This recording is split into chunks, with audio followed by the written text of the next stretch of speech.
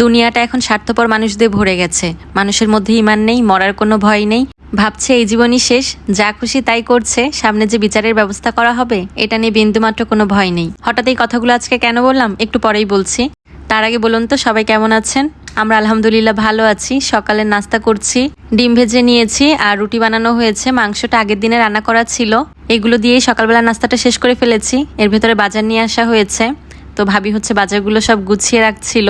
তো বাজার গুছাতে গিয়ে যে জিনিসটা দেখতে পারলাম, এটা দেখেন তো, চিনতে পারেন কিনা? কোনো দিক দিয়ে কি ধনেপাতা মনে হচ্ছে? নিশ্চয়ই না, এটা আসলে ধনিয়া পাতা না, কি জানি একটা পাতা দিয়ে রেখেছে। একে তো ধনেপাতার কত দাম, তার উপরে 50 টাকায় অল্প কয়েকটা ধনেপাতা পাওয়া যায়, এর ভেতরে বাড়তে একটা আগাছা দিয়ে দিয়েছে। এটা দিয়ে ওয়েটটা বাড়িয়েছে আর কি। চিন্তা করেন মানুষের ভেতরে কি কোনো ইমান আছে? সবকিছুতেই তো এখন 2 নাম্বারই করে ভেজাল দেয়। চিংড়ি মাছে জেলি দিয়ে ওয়েট বাড়ায়, গরুর মাংস পানিতে ভিজিয়ে ওয়েট বাড়ায়, ফলমূলে দেয় ফরমালিন, যা খেতে খেতে আমাদের শরীরটা একদম শেষ। আগেরকার মানুষই ভালো ছিল, কম দামে অনেক জিনিস খেতে পারতো এবং শরীরও ভালো থাকতো, অনেকদিন বেঁচেও থাকতো। আর আমরা এখন টাকা দিয়ে ভেজাল জিনিস কিনে খাই, আর অল্প বয়সেই রোগবালাই ধরে ঠাস করে মরে যাই। যাই হোক, এসব বলে আসলে কোনো লাভ নেই, কেউ শুনবে না, যার যার মতো শেষে কাজ করেই যাবে। তো যাই হোক, কথার ফাঁকে আমি একটা ক্রিম বানিয়ে ফেলেছি আমার জন্য, এটা রাতে ব্যবহার করব। এখন আবার রান্নাবান্নায় ফেরা যাক। বিরিয়ানি রান্না করব ছেলের জন্য।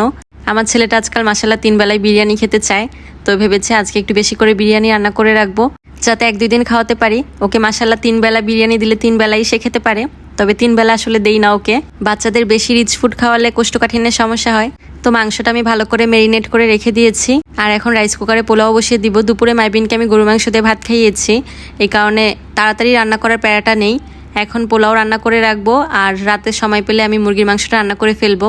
আম্মা কি দেখে? কি দেখো মা?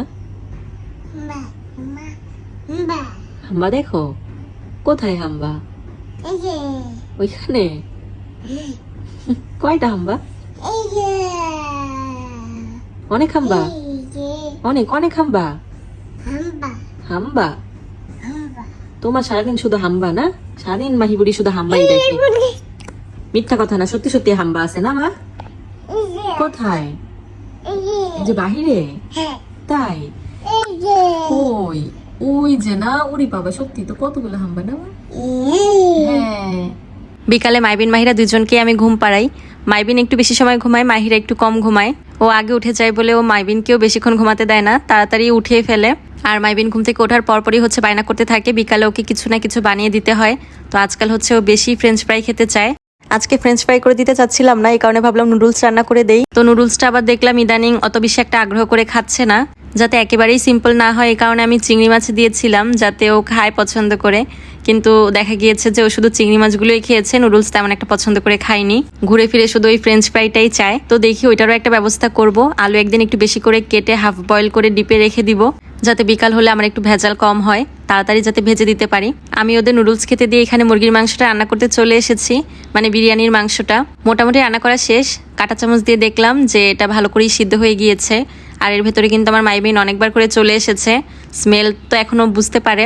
তো বারবার করে এসে বলে যে শেষ হয়েছে কিনা আমার রান্না। যেহেতু ও নুডলসটা বেশি খায়নি, এ কারণে হচ্ছে বিরিয়ানিটা খাওয়ার জন্য খুব আগ্রহ তার। মাংসটার পোলাওটা এখন একসাথে মিক্সড করে ফেলছি। পোলাওটা তো আমি দুপুরবেলায় রান্না করে ফেলেছিলাম, লাস্টে একটু পেঁয়াজ বেরেস্তা আর চিনি দিয়েছি। এখন শুধু মিক্সড করে নিব। মাইবিন আর একটু ওয়েট করেনি, গরমটাই মাসাল্লাহ তাড়াতাড়ি করে খেয়ে নিয়েছে। আজকে ভিডিওটা এখানেই শেষ করে দিচ্ছি। ভিডিওটা ভালো লাগলে একটা শেয়ার করে দিবেন। সবাই ভালো থাকবেন, আল্লাহ হাফেজ।